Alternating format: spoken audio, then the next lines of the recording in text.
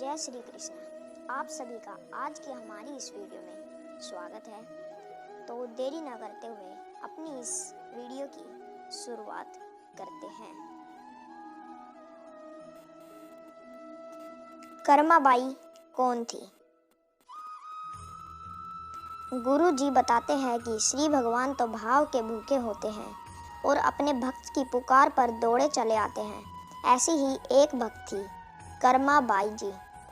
कर्माबाई जी जगदीशपुरी में रहती थी। वे भगवान को पूजने की रीतियों से अपरिचित थी, परंतु अपने वात्सल्य और प्रेम पूर्ण भाव से नित भगवान को प्रातःकाल खिचड़ी का भोग लगाया करती थी और श्री भगवान जी स्वयं प्रकट होकर भोग पाया करते थे। प्रभु के लिए उससे स्वादिष्ट भोग कुछ ना था। उनको तो कर्माबाई की खिचड़ी मंदिर के 56 भोग से भी ज्यादा प्रिय थी। वैष्णव संत की शास्त्रीय विधियां। कर्माबाई जी संतों की सेवा किया करती थी। एक बार वैष्णव संत यानी कि आचार्य उनके यहाँ पहुँचे। आचार्य को उनका अरीति से पाठ पूजा करना ठीक न लगा।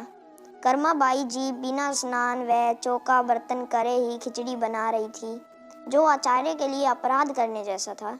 उन्होंने बड़े दुखी मन से कर्माबाई को सारी पूजा की शास्त्रीय विधियों का ज्ञान बताया कि भोजन पवित्रता से बनना चाहिए। उसके बाद कर्माबाई जी ने संत के बताए गए उपदेश का पालन किया। स्नान आदि में ही कर्माबाई को बहुत समय लग गया और भगवान उनकी अत्यंत स्वादिष्ट प्रेम पूर्ण खिचड़ी का इंतजार करके चले गए। श्री जगन्नाथ जी फिर उनके घर पर भोग पाने के लिए आए, पर तब तक वे चौका बर्तन साफ कर रही थी, इसलिए खिचड़ी बनाने में देर हो गई। भगवान को इंतजार करता देख कर्माबाई ने जल्दी से खिचड़ी परोस दी, पर तब तक तो बहुत देर हो चुकी थी।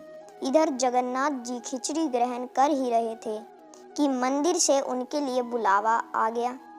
मंदिर का घंटा बजने लगा और भगवान बिना मुख साफ करे ही वह पूरा भोजन ग्रहण करे बिना ही चल पड़े। उनके मुख पर झूठन लगा देख पुजारी जी आश्चर्यचकित रह गए और उनसे पूछा, प्रभु आपके मुख पर ये खिचड़ी कैसे? कहिए आप कहाँ से खिचड़ी खाकर आए हैं?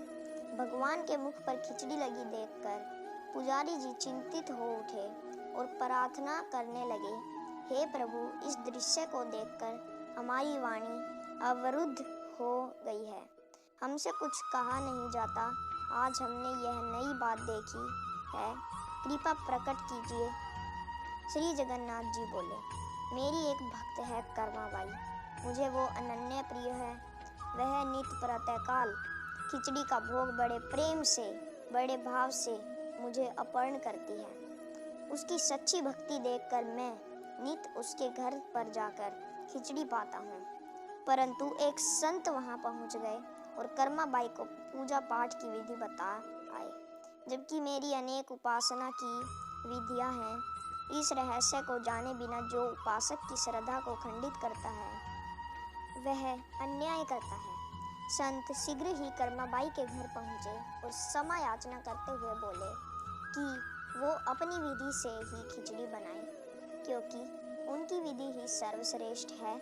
जब तक कर्माबाई जी जीवित रही, भगवान को भोग लगाती रही। अगर आपको वीडियो पसंद आई हो तो वीडियो को लाइक कर दीजिए और हमारी वीडियो की नोटिफिकेशन पाने के लिए चैनल को सब्सक्राइब कर बेल आइकन को दबा दीजिए। धन्यवाद। राधे राधे।